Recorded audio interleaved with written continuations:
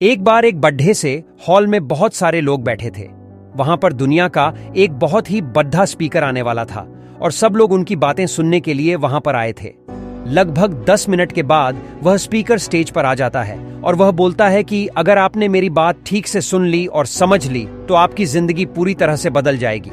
उसके बाद वह अपनी जेब से एक बिल्कुल नया चमकता हुआ 500 रुपए का नोट निकालता है और उसको ऊपर करके सबसे पूछता है कि ये नोट आप में से किसको चाहिए। ये सुनते ही सब लोग अपने अपने हाथ ऊपर कर देते हैं। वह स्पीकर बोलता है कि ये नोट मैं आप में से किसी एक को दूंगा, लेकिन इसके लिए आपको थोड़ा वेट करना होगा। अब वह स्पीकर उस नोट को अपनी मुट्ठी में बंद कर लेता है और थोड़ी देर तक उसको मसलता है। अब उस नए नोट में सलपड्डी DH जाते हैं और वह थोड़ा पुराना सा दिखने लगता है और वह एक किनारे से थोड़ा फट भी जाता है। इसके बाद वह फिर उस नोट को ऊपर करके पूछता है, अब ये 500 का नोट किसको चाहिए।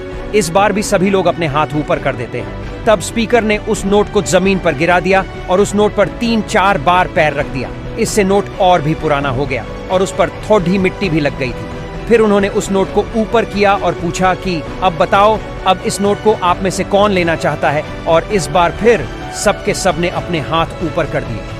स्पीकर अब नोट को फिर से नीचे जमीन पर गिरा देता है और उसके ऊपर कूद कूद कर उसको दोनों पैरों से रगड़ी देता है और उसके ऊपर चाय भी गिरा देता है। अब नोट इतना गंदा हो जाता है कि उसको पहचानना भी मुश्किल होता है। कोई भी उस नोट को देखता तो यही बोलता कि अब ये सिर्फ एक गंदा कागज का टुकड़ा है, अब ये बेकार है, इस दुनिया में इसकी कोई वैल्यू नहीं है। स्पीकर ने एक बार फिर उस नोट को उठाया और ऊपर करके सबसे पूछा, अब इस नोट को कौन लेना चाहता है। और इस बार भी सबके सब ने अपने हाथ ऊपर कर दिए। कितना भी गंदा पुराना मिट्टी में सना हुआ चाय का दाग लगा हुआ हो, लेकिन अभी भी वह 500 रुपए का नोट ही था। जिंदगी कई बार बड़े बड़े झटके देती है। आप एग्जाम में फेल हो जाते हो या जॉब के इंटरव्यू के बाद आपका सिलेक्शन नहीं होता। जब आपका बुरा समय चल रहा होता है और आप सिचुएशन का सामना कर रहे होते हो, उसके बाद आपको लगने लगता है कि आप सफलता के लायक ही नहीं हैं। आपको लगता है कि दूसरे लोग आपसे बेटर हैं और आप किसी काम के नहीं हो, आपकी कोई वैल्यू नहीं है। हमेशा याद रखो, इससे कोई फर्क नहीं पड़ता कि आपने कितनी बार सिचुएशन का सामना किया है, आप जिंदगी में कितनी बार फेल हुए हो। आपकी वैल्यू हमेशा वही रहेगी जो पहले थी।